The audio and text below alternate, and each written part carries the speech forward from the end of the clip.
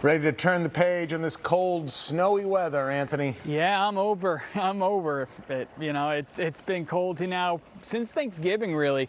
Since Thanksgiving, we've only had 6 days that were above average. And that's been about 42 days since Thanksgiving. So do the math. It's a lot of days below average there. And today was another one of those days, but we crept up closer to average. High in Scranton, 32, average being 36, so a couple degrees below average. And congratulations to Central Pennsylvania. You got above freezing for the first time in a week. Tomorrow I'm expecting all of us to be above the freezing mark, but it's been cold. And it's still cold right now in Stroudsburg, 25 degrees. You can see there the light's still out and about. I don't know when they take them off, but yeah, it's going to be quite sad when they take all the lights away, because then it's just going to be outright cold. And then with no lights, it's not that great of a look. But here's what's going on. We had a warm front that lifted up further towards the north, and now we're seeing a warm fetch of air that's going to be coming in. And this is a low pressure area that will provide us a chance for rain in some isolated areas for freezing rain tomorrow. But for right now, we're in between those two systems. We are quiet, the winds are light. And honestly, when the winds are light and we get these temperatures, it's not too bad. See, temperatures right now are still in the 30s and 20s across the area. The coldest spot I can see right now is Honesdale at 19.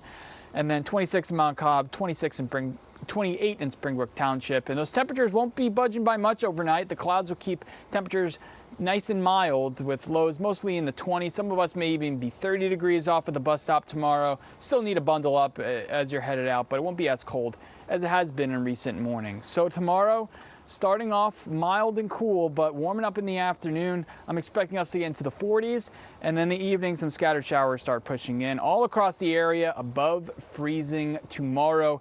Get excited, because again, it's been about a week since we saw these types of temperatures. Now, this is a new graphic I just made. This is temperature departures, so above average by 10 degrees tomorrow, and then getting to 20 degrees above average by the time we head towards Saturday. Now let's talk about the precipitation tomorrow. Thankfully, it looks like it's going to be mostly rain, but I am watching the possibility of freezing rain.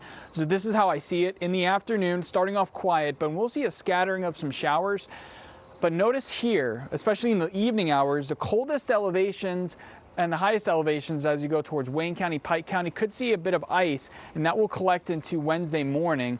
And then Wednesday, as some slightly cooler air pushes in, we could also see some flakes in the northern tier. So that's the next weather maker possible, and maybe as far south as Scranton. So Wednesday, we're looking at the possibility of some snow. And here is the ice. Again, Wayne County into Pike County, some higher elevations in the Poconos, we'll be seeing this.